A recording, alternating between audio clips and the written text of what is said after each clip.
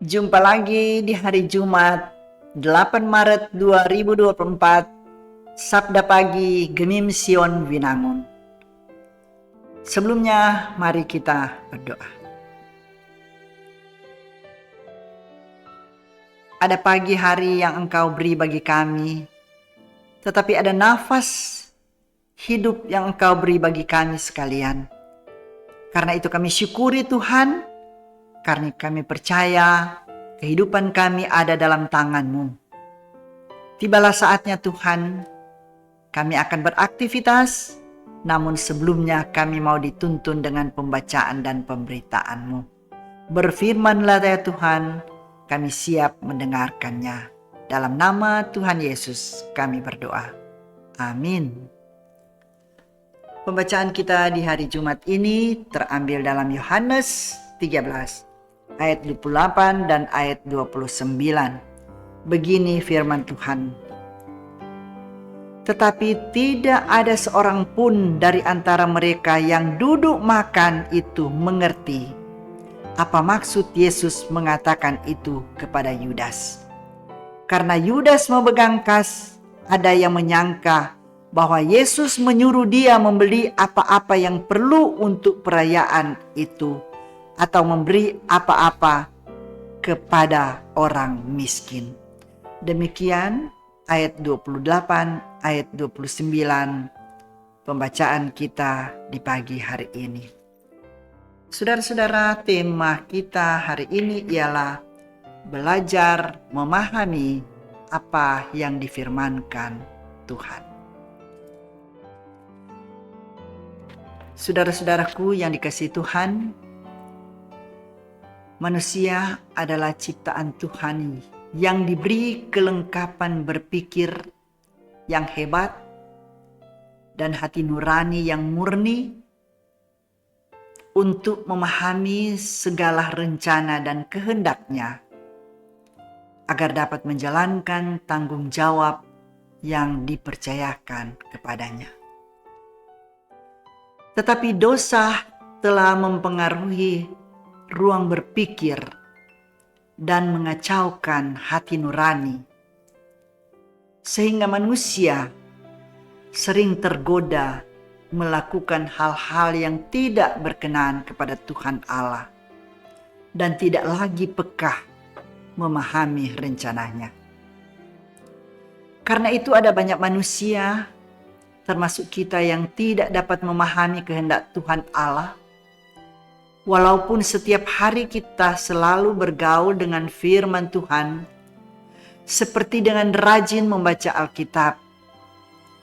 Inilah juga yang dialami oleh para murid yang duduk makan bersama Yesus Kristus di perjamuan malam itu. Yesus Kristus telah mengatakan dengan jelas tentang penangkapan dirinya. Tetapi murid-muridnya tidak juga memahami esensi dari perkataan Yesus Kristus kepada Yudas Iskariot. Sekalipun mereka mendengar dengan jelas, yang terlintas dalam pemikiran mereka hanya soal tanggung jawab Yudas Iskariot sebagai pemegang kas yang mempersiapkan perayaan perjamuan Paskah ataupun membeli apa-apa untuk orang miskin. Mereka tidak menyadari bahwa Yudas Iskariot pergi keluar dan akan melaksanakan niatnya untuk mengkhianati Yesus Kristus. Bacaan ini mengajak kita untuk belajar memahami perintah Tuhan Allah lebih dari sekedar apa yang kita baca dan dengar. Kita memerlukan bimbingan Roh Kudus agar apa yang kita dengar dari perintahnya tidak membuat kita salah paham dan akhirnya salah dalam bertindak atau menghakimi orang lain yang terhubung dengan firman itu. Tidak semua yang kita dengar dari uraian firman maupun kita pahami dengan mudah Karena ada begitu banyak hal yang tersembunyi di balik firman yang kita dengar dan hanya dapat kita pahami bila Roh Kudus memberi hikmat dan pengertian di dalam hati dan pikiran kita. Memahami apa yang dikatakan dalam firman Tuhan adalah sesuatu yang unik. Sebab mengerti isi firman Tuhan tidak dapat diukur atau ditentukan dengan jabatan yang tinggi, pendidikan dengan gelar akademik yang banyak, atau kedudukan sosial yang terhormat, tetapi hanya oleh Roh Kudus. Tuhan memberkati kita. Amin.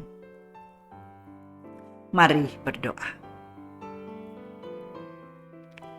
Tuhan,